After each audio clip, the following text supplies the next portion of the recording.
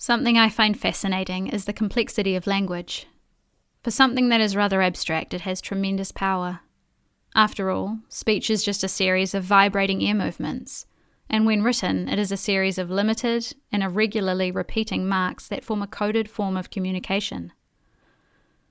Language is something that is supposed to assist us to communicate, but can be something that has layer upon layer of entanglement and obfuscation.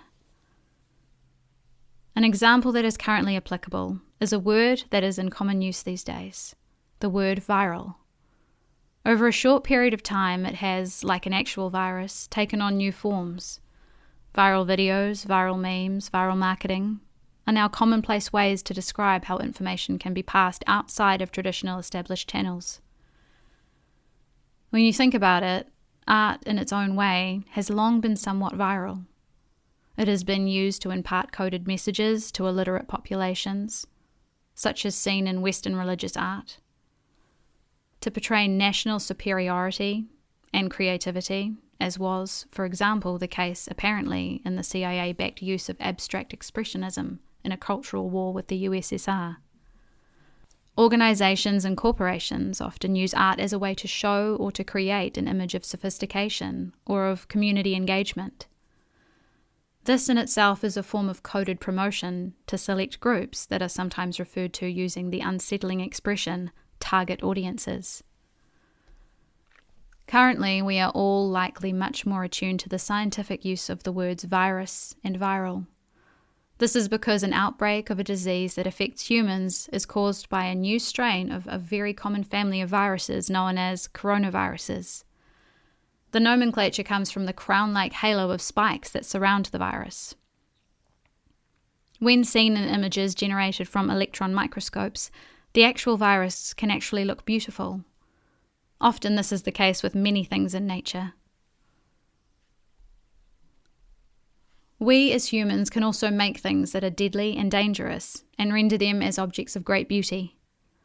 Things designed to kill, such as knives, guns, swords, clubs, find their way into museums, not always for the historical significance they hold, but actually for the ornamentation and aesthetic beauty that they possess.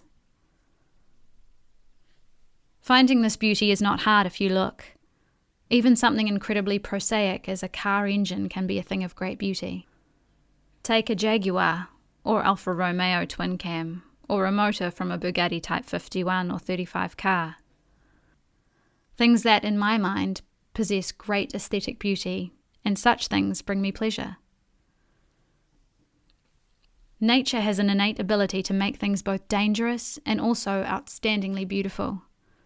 Evolution and adaptation has allowed many organisms to survive by the display of patterns and colours that other organisms have learnt to associate with danger. This is known as aposematic coloration. Certain very toxic plants, for example, display bright colours to warn off the danger of consuming them, and in doing so, protect themselves. As have reptiles, insects, and some mammals, skunks being a good example. A reverse of camouflage that seems to be effective, and often these are very interesting and on occasion beautiful adaptations. Alongside this is the interesting way that things can be toxic to some groups and not others, and that within these groups there are some which will not be affected.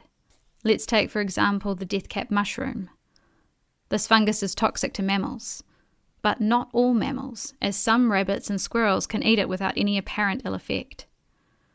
As an aside, deathcap mushrooms, while being very toxic, are by all accounts very tasty, as is the case with some viruses and bacteria.